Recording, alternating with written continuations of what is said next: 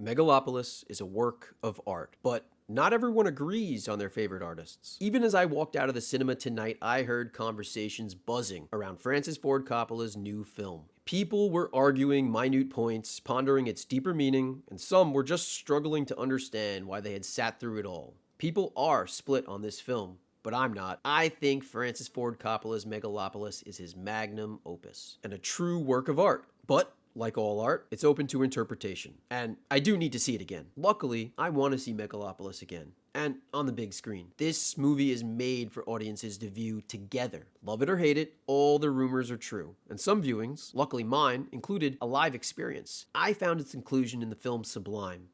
It's not in and of itself sublime, but Coppola's choice to include it is. To give audiences anything new is, in my opinion, reason enough to come out to the cinema. Side note, I sometimes wonder if movies like this, movies that really make you think and at least attempt to push the boundaries of cinema, I sometimes wonder if movies like this are just for me and maybe not for the average dad. I mean, I don't wonder, it's not, right? This movie is for the cinephile to argue over. So why not leave your opinion of the film in the comments? Okay, let's get into the review. Let's start out with the biggest issue, the elephant in the room. This entire movie is like Shakespeare. Francis Ford Coppola is on record saying the film is a Roman epic set in modern America. And he's being very literal when he says that. But what Coppola is really saying is that not only is the story set in a fictional modern Rome, but the actors are performing theatrically and speaking poetically. At least half, if not 3/4 of the time. It's not iambic pentameter, but it basically might as well be Shakespearean prose. The point is made. We are watching a classic-style operatic tale. And, like Shakespeare, there is some overacting. Giancarlo Esposito's Mayor Cicero has a handful of broad-stroked lines that remind one more of a caricatured high school jock from the 80s than of a Roman mayor. And yet, it somehow works because it's so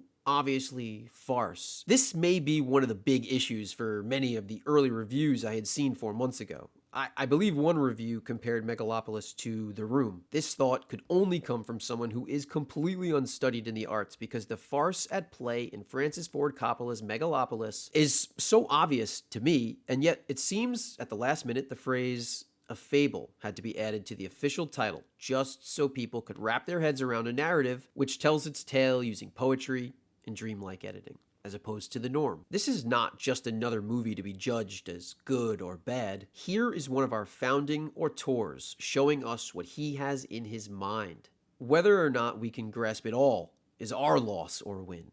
It's not something to judge. Megalopolis has a lot to say, and it's a bit more political than I had imagined, and yet what it says is universal. If you could put down your own politics for a moment and see someone else's point of view. Shia LaBeouf's character, interestingly enough, has much in common with South Park's Mr. Garrison, both with his turn in later seasons as a Donald Trump avatar and possibly even more controversial things in the film. I'll leave those out of the review and label spoilers. LaBeouf is incredible here as our, quote, villain, and he plays the part like a modern Malcolm McDowell in Clockwork Orange. Menacing, over the top, and yet seemingly real. We hate LaBeouf's Claudio Pulcher, and we are transfixed on his character whenever he is on screen. Adam Driver's Caesar is a character which escapes me at the moment. He serves as our stand-in, but also as a stand-in for Coppola. And I recognize that I will need multiple viewings just to be able to take in all his political monologues and cesspool of consciousness. It's his desire which fuels the engine of this film, his yearning for a better way. While I must go back to review his performance, Driver here is the exact right amount of water and stone, simultaneously rubber in his bodily movements and rigid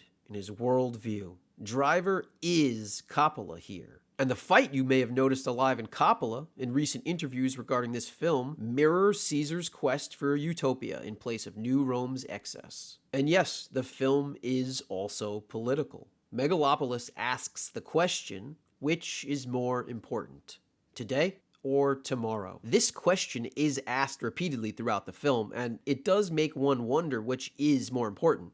Of course, I wish, like we all, for a utopic future, but how can we get there without solving today's issues? Adam Driver's Caesar would take the Thanos route and blow it all up. knock it down. Only then can new structures be built. But at what cost? There is this very deliberate moment after Adam Driver's character Caesar detonates a tenement apartment building to later build his utopia called Megalopolis. And when the building comes down, there's some dust and people cough. It's a very awkward moment. Coppola's eye, the camera lens, lingers here. It feels very campy when it happens. By the way, follow the camp in this film. That's where the truth lies. But right there, it's like even with Utopia and winning the day, it's still at someone's expense. Those were people's homes and, asbestos too. So there's no future without today. And yet, this is the whole question of the film. Vote for today or vote for tomorrow. We need to talk about Nathalie Emmanuel, whom I knew I recognized, but not immediately from where. Daenerys Targaryen's right-hand woman, Missandei, from Game of Thrones proper, delivers a captivating performance as daughter of Giancarlo Esposito's Mayor Cicero,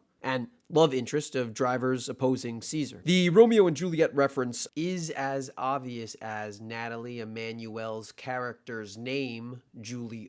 She embodies both the wonder and trepidation one feels when watching this movie. In the film, it's her feelings for Caesar and his megalon, the element he has invented which allows him the ability to create anything.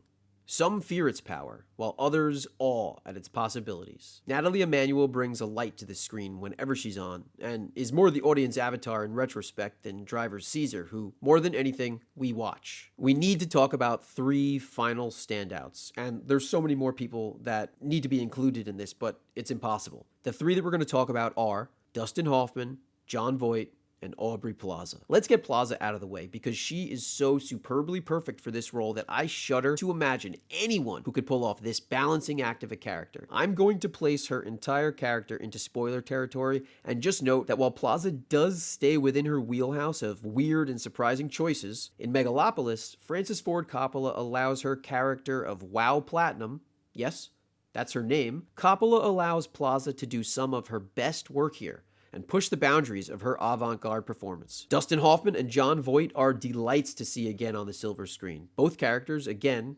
caricatures of society. These are not your normal roles. Both seasoned veterans of the game deliver grand slam performances as Hamilton Krause III and Nush the Fixer Berman. Don't believe the negative hype. If I'm going to be completely honest, I do wonder if all the negative reviews have something to do with Coppola having self-financed the film. With how hard the film industry is struggling these days, I'm not sure the studios want a self-financed film to succeed. Does Francis Ford Coppola have an unfair advantage? Yes and no. I think we can all agree the man has paid his dues. With the Godfather trilogy and Apocalypse Now, he has given us all enough to ponder for 100 years. Megalopolis will allow us to ponder 100 more. Is Megalopolis a work of art? Yes. Is it Francis Ford Coppola's magnum opus? He says it is. Should you go see Megalopolis? I sure think so. I give Megalopolis a 4.9 out of 5 for its daring, bold vision of our world as it is today, and how it could be one day a better place. A utopia. A Megalopolis. If this review helped you make up your mind, please like and subscribe. Tell me, have you seen the movie yet? What did you think about it? Were you able to see the live element performance in your screening as I did? I think this film really pushes the boundaries. If you love movies as much as me, why not check out this video and hang out with me a little longer? This was Film School Dad.